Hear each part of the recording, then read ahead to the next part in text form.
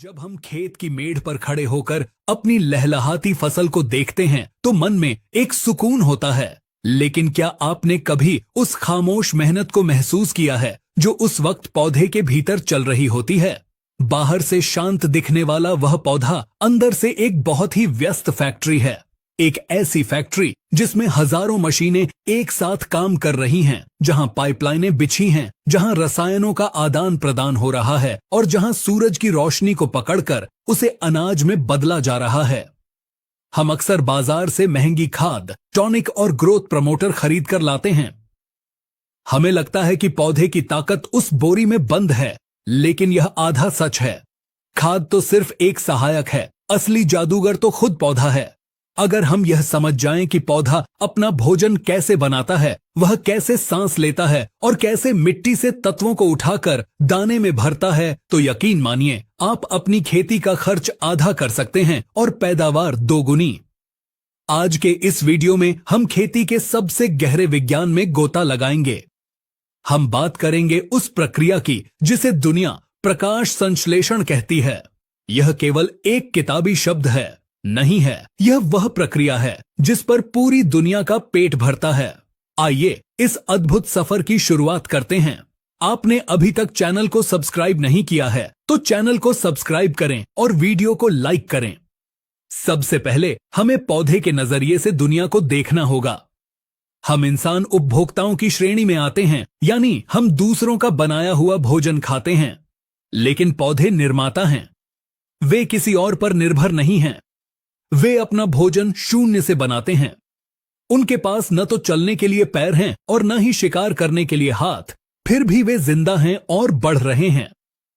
आखिर कैसे? इस सवाल का जवाब छिपा है पौधे की पत्तियों में।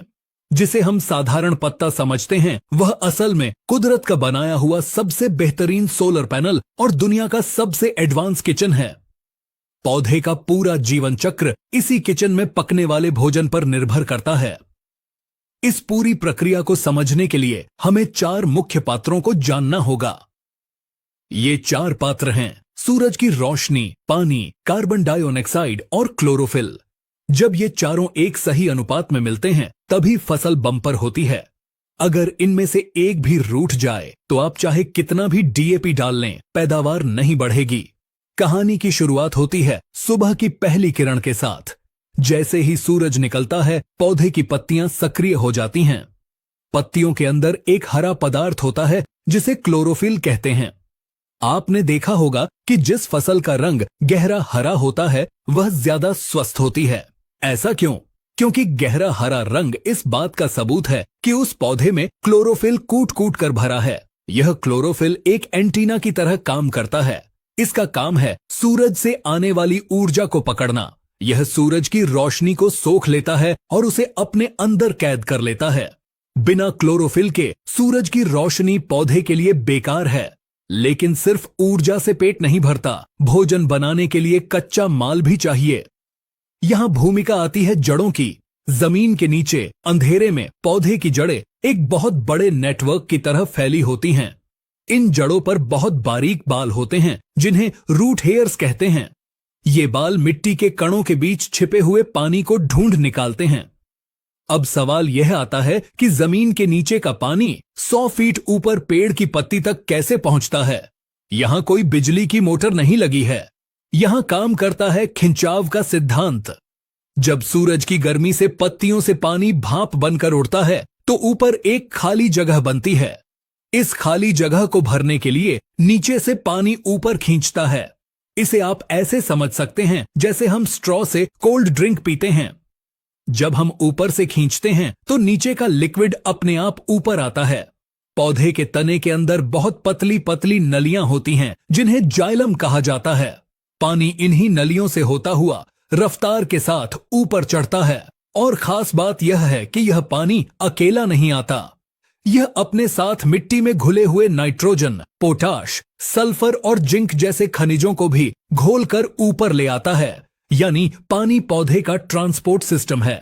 अब पत्ती के पास सूरज की ऊर्जा भी है और पानी भी, लेकिन भोजन बनाने के लिए एक और खास चीज चाहिए और वह है कार्बन डाइऑक्साइड। यह वही गैस है जिसे हम इंसान बेकार समझकर सांस के जरिए बाहर छोड़ते हैं, लेकिन पौधों के लिए यह गैस अमृत है। पौधे की पत्तियों के नीचे लाखों सूक्ष्म छिद्र होते हैं जिन्हें रंध्र या स्टोमेटा कहते हैं। ये रंध्र पौधे की नाक हैं।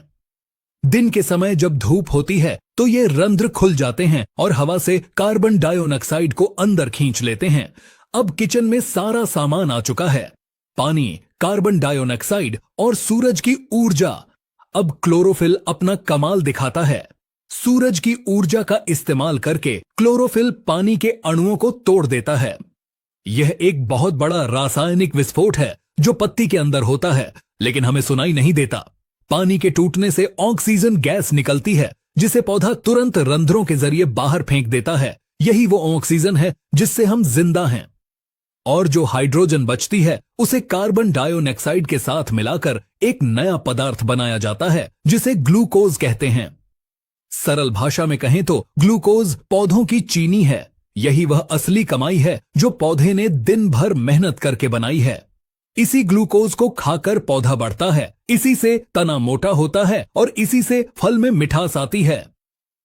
अब यहां एक बहुत बड़ा पेंच है जिसे समझना हर किसान के लिए जरूरी है। अक्सर हम देखते हैं कि हम खेत में खाद तो बहुत डालते हैं, लेकिन फसल फिर भी पीली रहती है या बढ़ती नहीं है। इसका कारण क्या है? इसका कारण यह है कि हम पौधे को सिर्फ कच्चा माल दे रहे हैं, लेकिन उसकी मशीनरी खराब है। आइए समझते हैं कि अलग अलग खाद इस प्रक्रिया में कहां काम आती है। सबसे पहले नाइट्रोजन। नाइट्रोजन का काम है पौधे के शरीर को बनाना और क्लोरोफिल का निर्माण करना। अगर नाइट्रोजन कम होगा तो पत्तियां पीली पड़ जाएंगी। अगर पत्तियां पीली हैं तो इसका मतलब है कि सोलर पैनल खराब हो गए हैं, और अगर सोलर पैनल खराब हैं तो सूरज की ऊर्जा बेकार चली जाएगी। इसलिए नाइट्रोजन जरूरी है ताकि किचन बड़ा और मजबूत बने। दूसरा है फास्फोरस। वैज्ञानिकों ने पाया है कि जब पत्ती में भोजन बन जाता है तो उस भोजन को ऊर्जा में बदलने के लिए फास्फोरस की जरूरत पड़ती है। फास्फोरस पौधे की बैटरी है। भोजन बनना एक बात है, लेकिन उस भोजन से ताकत हासिल करना दूसरी बात है। बिना फास्फोरस के पौधा भोजन तो बना लेगा, लेकिन वह उस भोजन को पचा नहीं पाएगा और कमजोर रह जाएगा। तीसरा और सबसे महत्वपूर्ण तत्व है पोटाश। पोटाश को पौधे का ट्रैफिक पुलिस या मैनेजर कहा जाता है। याद है हमने पत्तियों में उन छेदों की बात की थी जो हवा खींचते हैं। उन छेदों को कब खोलना है और कब बंद करना है, यह कंट्रोल पोटाश के हाथ में होता है। अगर पौधे में पोटाश की कमी है तो पत्तियां मुरझा जाएंगी, छेद बंद हो जाएंगे और पौधा हवा नहीं ले पाएगा। इसके अलावा पत्तियों में जो चीनी या ग्लूकोज बना है उसे वहां से उठाकर फलों तक ले जाने का काम पोटाश ही करता है। अगर दाना भरते समय पोटाश कम हो जाए तो पत्ती में तो भोजन रखा रह जाएगा, लेकिन वह दाने तक नहीं पहुंचेगा और आपका दाना पिचका हुआ और हल्का रह जाएगा।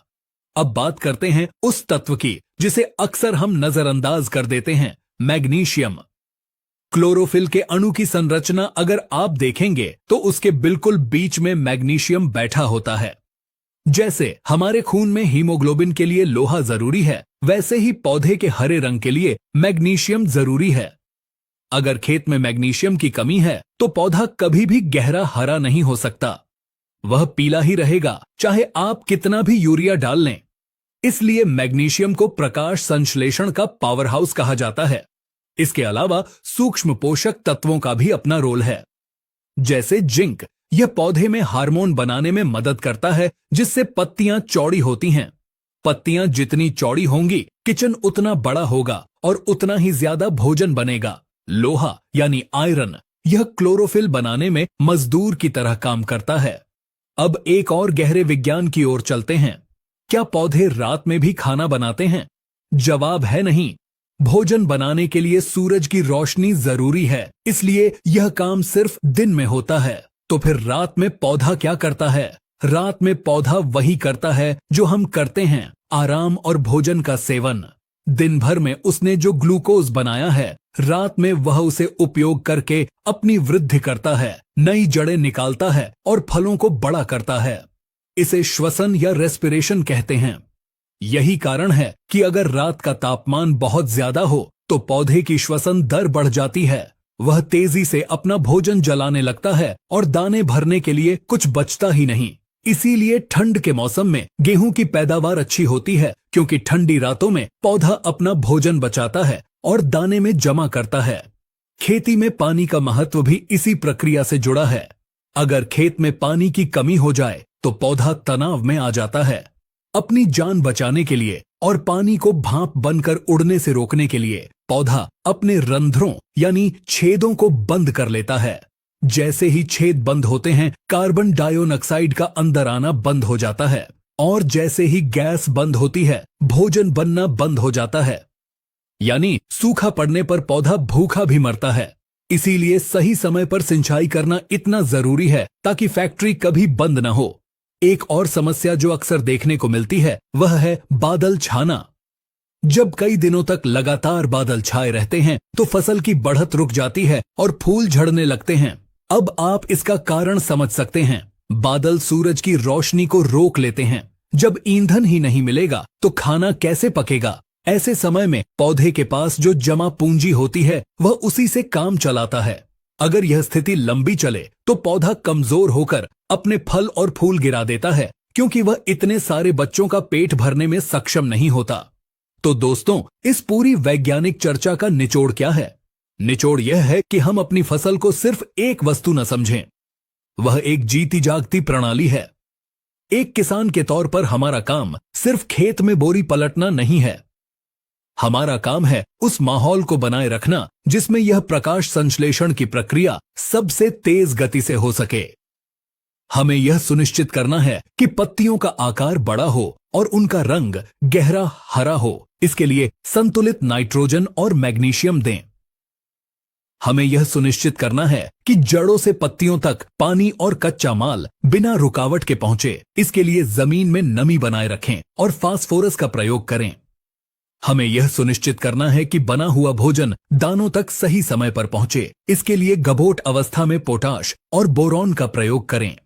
जब आप अगली बार खेत में जाएं तो किसी बीमारी को ढूंढने से पहले यह देखें कि क्या मेरे पौधे का किचन सही चल रहा है, क्या उसे पूरी धूप मिल रही है, क्या उसकी पत्तियां स्वस्थ हैं। याद रखिए, जिस खेत में प्रकाश संश्लेषण जितना ज्यादा होगा उस खेत का उत्पादन उतना ही रिकॉर्ड तोड़ होगा।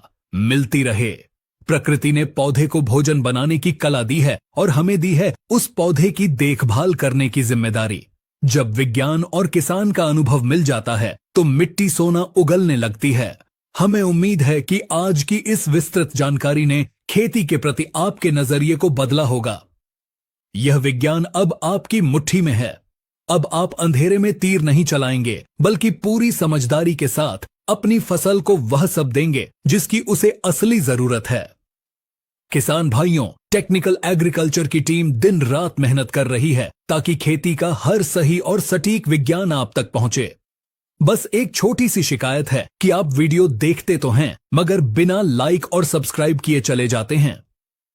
आपसे निवेदन है कि एक लाइक और प्यारा सा कमेंट जरूर करें, क्योंकि आपका यही सहयोग हमारे लिए टॉनिक का काम करता है और हमें आपके लिए नई नई जानकारी लाने का हौसला देता है। साथ ही अगर आप फेसबुक चलाते हैं तो हमारे पेज को फॉलो करना न भूलें। वहां हम खेती से जुड़े छोटे छोटे अपडेट्स और रील्स शेयर करते रहते हैं ताकि सोशल मीडिया पर भी आपको खेती की नई और सही जानकारी मिलती रहे। धन्यवाद। जय जवान, जय किसान, जय विज्ञान। भारत माता की जय।